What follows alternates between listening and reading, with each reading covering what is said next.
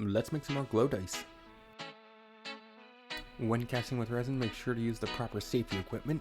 I have nitrile safety gloves and a mask rated for fumes.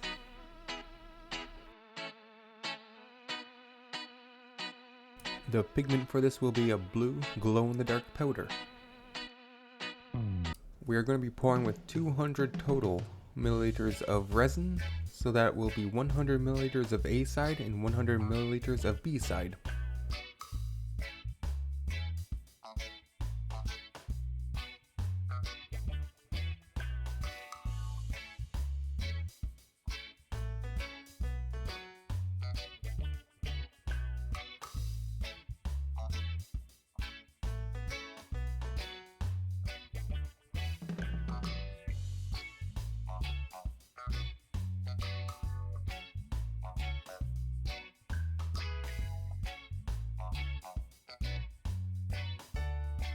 When mixing the resin, pay attention to the clarity.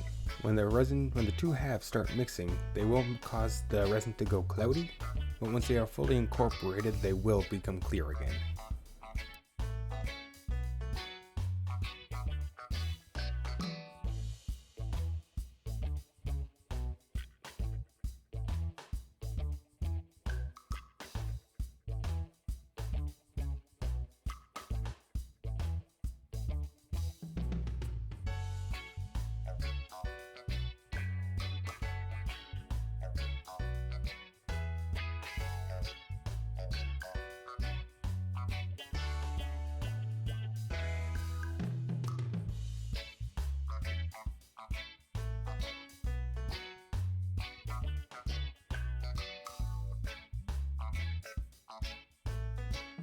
Okay, it's time to start adding in the color, so I'll remove the mixer, place it off to the side, and grab the pouch.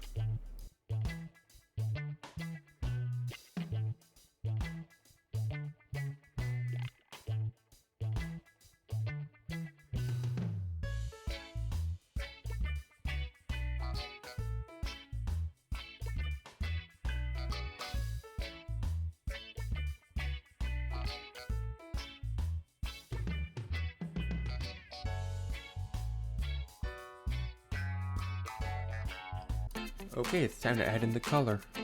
We're going to be adding in a couple palette knives worth of this blue glowing powder from Magic Resin.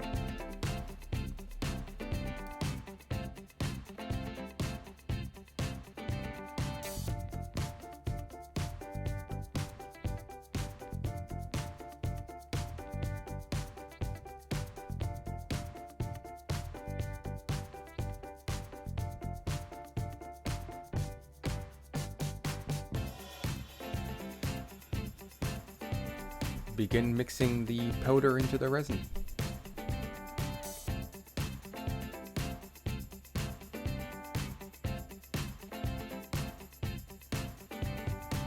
So far, it's really turning out exactly how I wanted it to.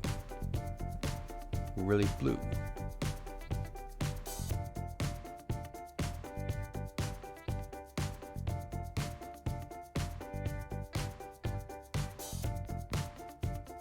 Okay, I am going to now be pouring out the resin into coaster molds in order to allow the bubbles to rise to the surface, in hopes to get rid of as many of them as possible, since I do not have a pressure pot to take care of the bubbles after the fact.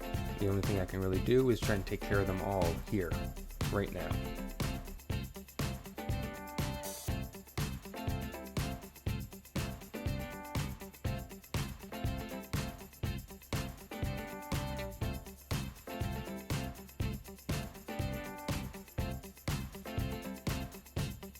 Instead of a heat gun, I am going to be using isopropyl alcohol to pop the bubbles.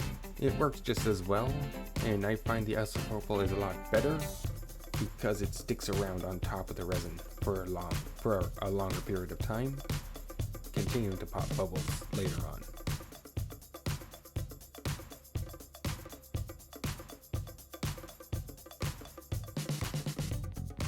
Okay, it sat around for about 10 minutes, so I'm going to pour it into the mold. I did spray the mold with some isopropyl, and hopefully that will take care of some bubbles that form at the base of the mold.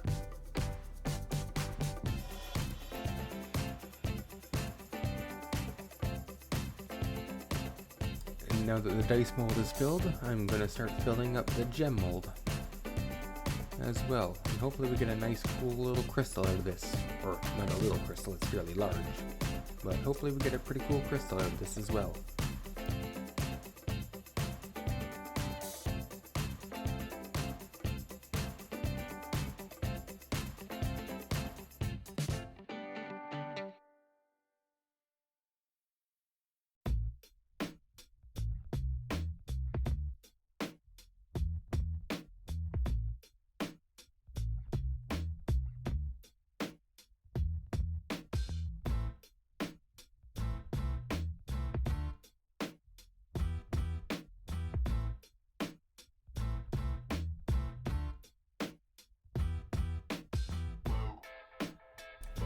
Now that I've let it sit for a while, it's time to put the cap on and seal in the resin. Next time I'm going to wait a little bit longer before putting this cap on, because I want to try that out. See if letting it sit for about half an hour before putting the cap on makes much of a difference or not.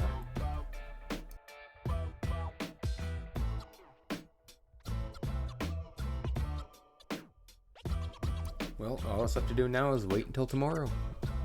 Unmold it and see what we have. Update on the sparkle dice, by the way.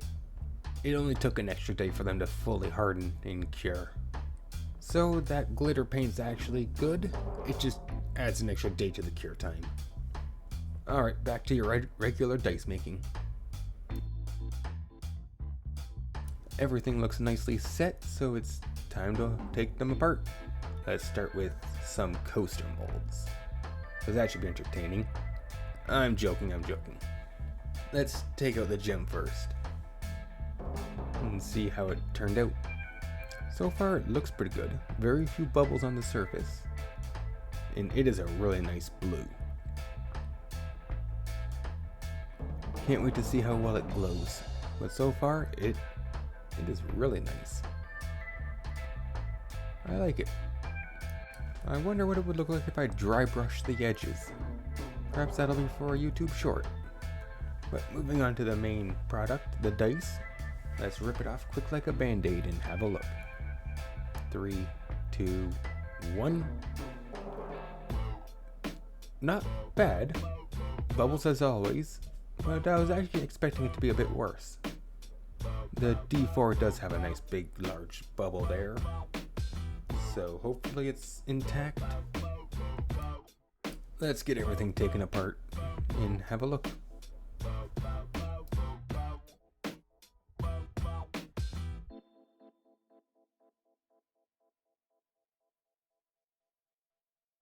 Now that everything's out, I can say that the D4 does have a really large void right in the corner too. That's a bit unfortunate. I'm guessing it's how the resin fell into the mold. It just left a cavity at the bottom. I'll be sure to poke that next time, just to be sure there won't be a cavity there. Using a pair of scissors, I am getting rid of the excess flashing before we move into painting.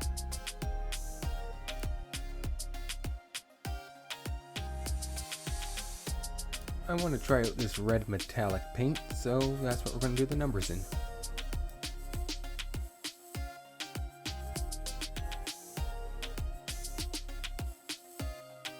To ink the dice, all I'm really going to be doing is covering one face with paint and then wiping away the excess. As you will see here from a demonstration, if I can properly center it. There we go. Well, it's not centered, but it's close enough. Cover it with paint, wipe it away, and you have a number. And do it for every side, and you'll have a fully painted dice. And now to tell you another method that you could use, but it's a lot more messy. If you want, you can just throw the entire dice into a bunch of paint, cover the whole thing, and clean it up in the end. It's a lot faster, takes a lot more cleanup, but it's another way you can do it. It's how I did several of the dice. Just because I just don't care enough to really clean it up. They're my dice. They're not for sale. Plus, this paint rubs off very easily under a use, so just by handling them, they'll clean right up very easily. A bit messy as always, but I do like the color. A metallic red. But the question is, how well do they glow? Let's go find out. Let's make a bet. If they glow, you have to subscribe. If not, you still have to subscribe.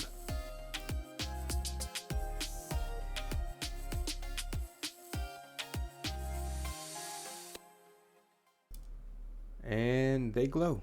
Looks like you have to subscribe. I'll see you in the next video. Bye.